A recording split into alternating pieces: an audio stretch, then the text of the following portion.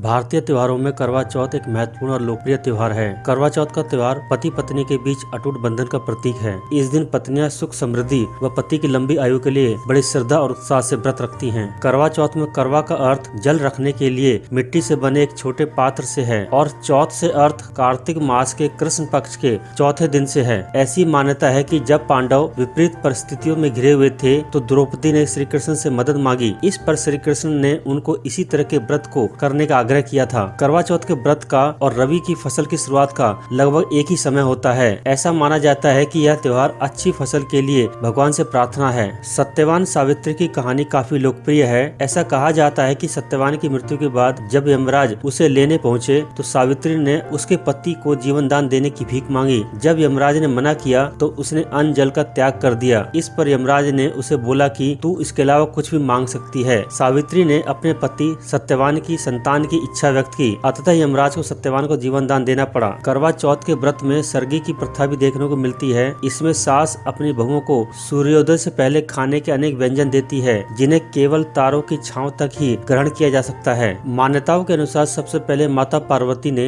यह व्रत शिवजी के लिए रखा था। इसके बाद ही उन्हें अखंड सौभाग्य प्राप्त हुआ था। इसीलिए इस व्रत में भगवान शिव एवं पार्वती की पूजा की जाती है। एक बार देवताओं और दानवों में युद्ध हुआ। देवताओं की हार होने लगी। इसके बाद भगवान ब्रह्मा ने सभी देवताओं की पत्नियों को अपने पतियों के लिए व्रत रखने को कहा और उनकी विजय के लिए प्रार्थना करने को कहा। इस व्रत को रखने वाली महिलाओं को काले और सफेद कपड़े नहीं पहनने चाहिए, लाल और पीले वस्त्र धारण करने चाहिए। इस दिन विवाहित महिलाओं को मेहंदी लगाकर पूर्ण श्रृंगार करना चाहिए। रात्रि में चंद्रमा को अर्घ्य देकर इस व्रत का समापन किया जाता है। चतुर्थी के देवता भगवान गणेश हैं। इस व्रत में गणेश जी के अलावा शिव, पार्वती, कार्तिकेय और चंद्रमा की भी पूजा की जाती है। करवा के बारे में एक पौराणिक कथा भी है जिसमें उस व्यक्ति की करवा नाम की एक पत्नी थी जो पूरी तरह से उसके प्रति समर्पित थी। जब एक दिन उसके पति पर तैरते समय एक जंगली मगरमच्छ ने हमला कर दिया तो करवा ने सूती धागे से मगरमच्छ को रोक लिया। इस घटना और करवा की अपने पति के प्रति अटूट भक्ति को देखकर यम को मगरमच्छ को स्वर्ग भेजने के लिए मजबूर होना पड़ा। उन्होंने उनके मिलन की खुशी प्रदान की।